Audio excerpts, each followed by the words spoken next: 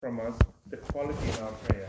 Do something, even if it's small, but do it properly, do it really good. Prophet Muhammad mentioned that indeed Allah loves when one of you does something and does it to perfection. So what does that mean? If you want to study, you want to please Allah subhanahu wa ta'ala, and you want to be the best student in that field, then by you studying, even if it's chemistry, physics, PE, whatever you choose, if your intention is to please Allah subhanahu wa ta'ala, knowing that Allah loves that when you do something, you do it to perfection, you do it really good, then you will get the reward for just studying that. Thirdly, I'm going to give you an example of Muhammad Ali, the famous boxer. In one of the conferences, the journalist asked him, how come you're the best in the world? What would you be if you were, something else? He replied to them, he said, if I was a street cleaner, I would be the best street cleaner in the world. See, that was his reply, because his mentality is, I want to be the best. Now, whatever you choose to be the best, and that way you will reach the top, inshallah. But your intention of pleasing Allah through that effort, it will give you additional reward. That even if you don't achieve it, you still get the reward. Lastly, I want to just point out to you, Prophet Muhammad said that al-mar'u ala dini akhihi or sahibihi or khalilihi. The Muslim or a man or a person is on the faith of his companion, meaning that if you hang around with people who are not with good manners, who are not on the deen, then you're going to be the same. Ultimately, you're going to be the same. If you're with somebody who likes using drugs, it's very unlikely that you're not going to fall into it. Very unlikely. Because first of all, if you're with that person, you're tolerating what they're doing. You're not doing anything about it. So it's just a question of time when you're going to do the same. So don't try to lie to yourself to say, oh, I'm here just for now, but I'm not really using it. You're going to end up using it sooner or later. It's inevitable.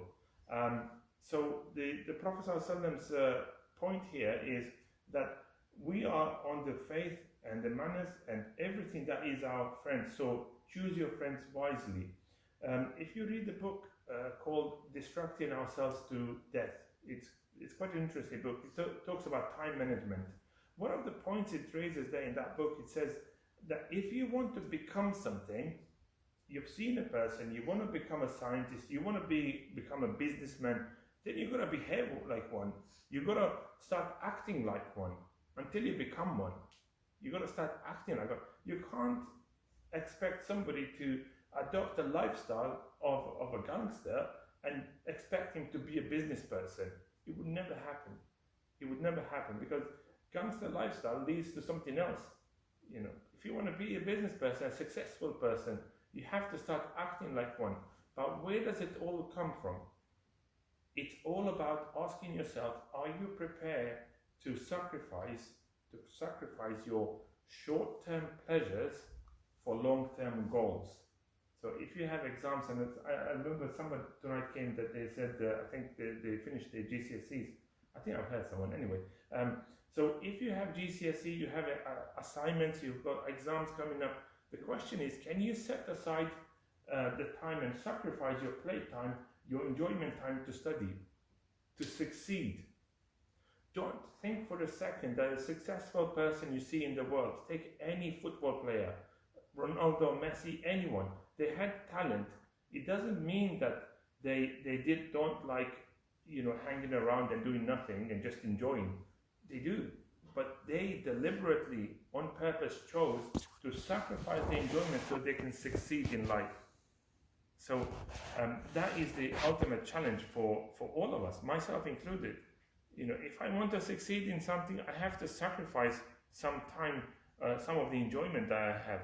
And lastly, I'll leave you with the hadith on the words of the Prophet ﷺ, who said, indeed, Allah loves that when a person does something and does it consistently, even if it's small. So, if you have a prayer that you say every morning, if you do it consistently, Allah, that is one of the dearest deeds to Allah because it's consistent.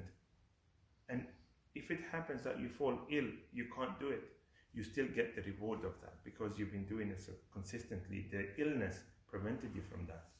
And it also teaches us something else, and I'm going to finish with this. It teaches us routines. Routines in life are essential. If you want to succeed in anything, you want to be good at anything, then you have to learn to sort out your day and put good routines that will help you achieve that. أقول قولي هذا واستغفر الله لي ولكم. جزاكم الله خير. Thank you for listening. بارك الله فيكم.